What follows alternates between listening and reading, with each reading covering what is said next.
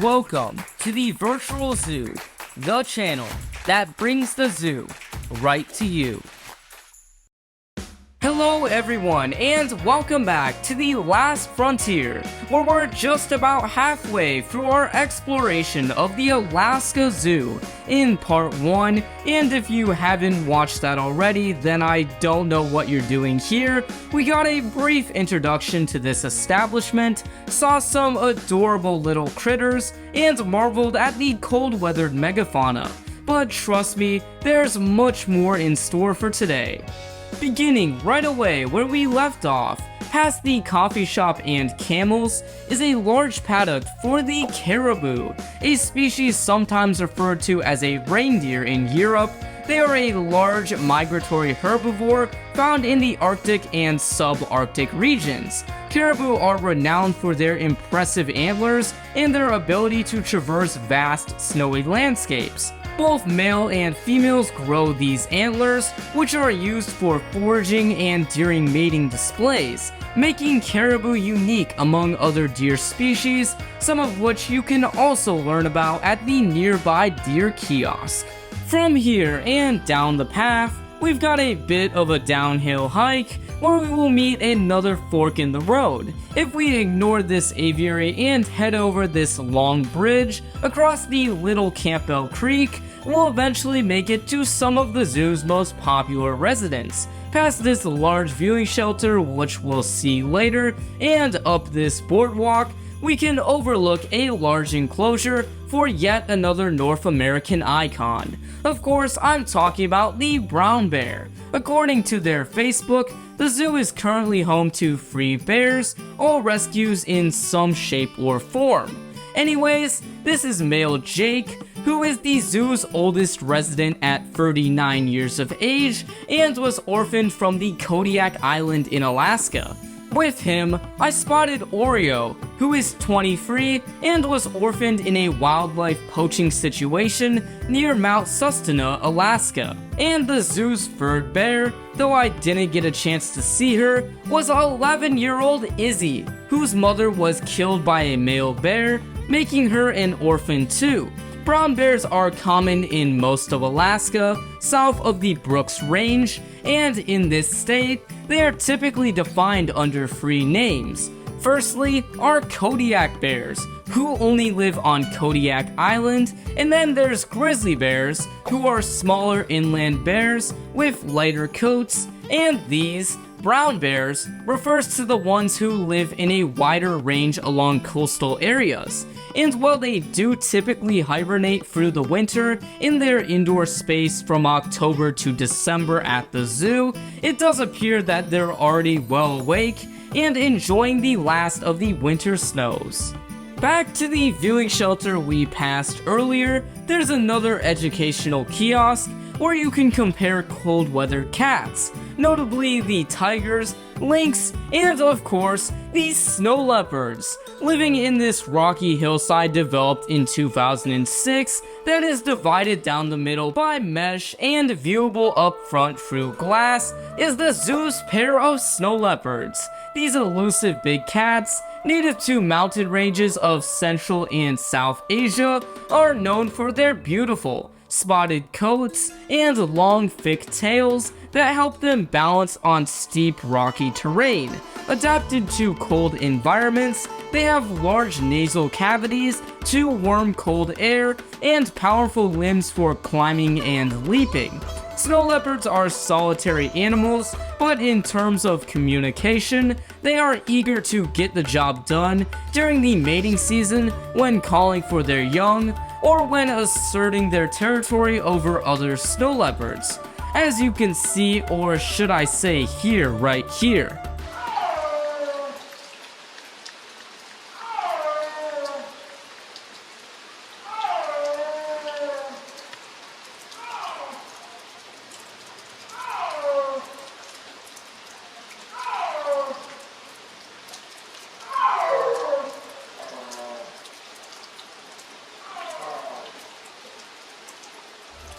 And although they're relatively quiet compared to other big cats, they'll still make a variety of growls, chuffing, and distinctive high-pitched calls. Though I couldn't tell what got them all riled up, it might be the prospect of a potential prey up ahead. This enclosed snowy hillside once held dull sheep, but is now home to the mountain goat. They are known for their impressive climbing abilities, equipped with specialized hooves that provide excellent traction on steep rocky terrain, and a dense shaggy coat that insulates them from the cold weather. They often sit on top of hills and cliffs to avoid predators and enjoy a vantage point that helps them detect any potential threats from a distance. Next to some zoo building that isn't labeled nor publicly accessible is a path that takes us to a little natural area, known as the Little Campbell Creek. There's an empty moose exhibit here, but you can enjoy the native wildlife at this little fork in the creek with the various ducks and the trumpeter swan, with their striking white coats that actually help them blend into their snowy and icy habitats. Backtracking a little, we can cross over another bridge over this little stream that will take us to our next couple of stops. Here's a good-sized space with some sort of den for the coyote, a highly adaptable animal found throughout North America, thriving in diverse habitats from forests to urban areas, and even in the frigid regions of Alaska.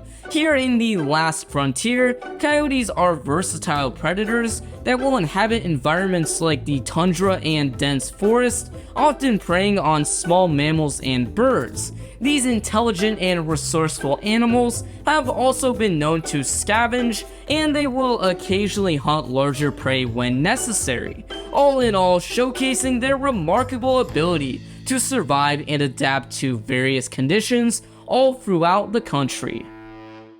Across from them are two more empty moose exhibits, one of which just happens to have been featured on one of my favorite TV shows. But if we backtrack and head uphill, we can take a small side path to our next two stops.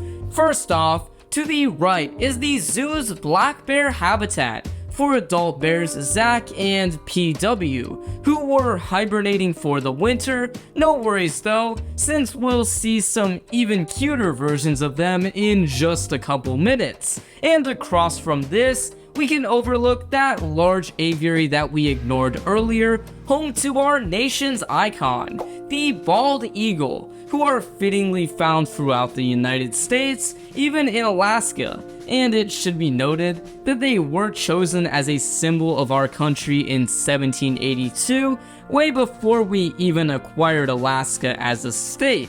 Anyways, down the path is a back view of the yak enclosure we saw last week, and a boardwalk that leads up to overlook the next exhibit. This space was formerly home to the Amur Tiger, though the zoo's last individual died from old age a couple of weeks before my visit. This is also the spot where I was asked by a local what happened to the tiger, to which I replied I believe that he passed away, and she ironically said, "Oh, them too?" A stark reminder of the zoo's decline in species, but all hope isn't lost, as the updated zoo map now shows that new tigers are coming soon.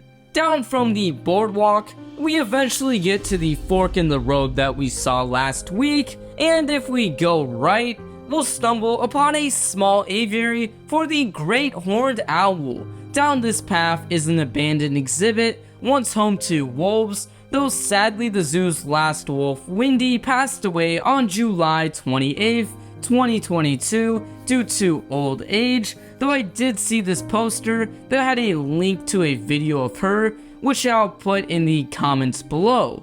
Sorry all this death has been some sad stuff, but down the path, I've got something that might just brighten your spirits. This section, known as the Orphan Facility, is a place for the zoo's rescued orphan animals. I had the pleasure of seeing these two rescued black bear cubs, and though I couldn't find any information about these ones specifically online, the zoo does commonly take in orphan black bears, so that could explain why. Orphan black bear cubs often face significant challenges in the wild, requiring human interference like we have here to ensure their survival. Wildlife rehabilitation centers like the Alaska Zoo play a crucial role in caring for these cubs, providing them with food, shelter, and medical attention if necessary until they are old enough to be released into their natural habitat. And hopefully, that will also be the case with these cubs here. With that heartwarming news out of the way, we can move on to a building connected to the orphan center known as the Infirmary, another place the zoo uses to care for rescued animals. Since the only thing I saw here was the reflection of a very attractive fella who was very sad to see no animals, we'll be moving on. That being said, nearby here were two habitats behind the Sitka deer for rescued red and Arctic foxes, and if you want to see red foxes you can watch last week's tour of part 1. The species list then finishes with an aviary for the red-tailed hawk and a petting zoo that was closed for the season. With that, we can backtrack all the way to the exit, and I can officially say that I toured you through all of the Alaska Zoo. Alright, so that was the Alaska Zoo in 2 parts. Probably one of the most unique places I've ever seen, and definitely not one I would have ever expected to visit. I could make a full review video, but for now, I'll keep it short by saying that in all honesty, it's not much of a grand zoo, but I really don't think that it has to be. I get many of the exhibits are empty or unused, but that just means that they're doing their job. Rescuing, rehabilitating, and releasing animals back into the wild, and definitely not keeping any that don't have to be in captivity. In fact, I think it really isn't a zoo at all. It's a rescue center that just happens to provide a permanent home for unreleasable residents, but nonetheless, they're doing the good work and I really do admire that from them. And these keepers working hard in the unforgiving weather that had me struggling to film just proves their dedication to the animals that they care for. If you want to visit Alaska, I don't necessarily think the appeal of the Alaska Zoo should be drawing you here, but the natural landscapes and the wild animals are definitely a treat that you can enjoy. That being said, I do not mind supporting the mission that the zoo stands for by paying a visit, and honestly, we might never see anything quite like this again on this channel. I think this is honestly a good wake-up call to support your local zoos and rescue facilities, and I want you to let me know what you thought of the Alaska Zoo, and if you'd be willing to make a visit down in the comments below. And remember, thank you for watching, I hope you enjoyed, and I'll see you next time on the Virtual Zoo.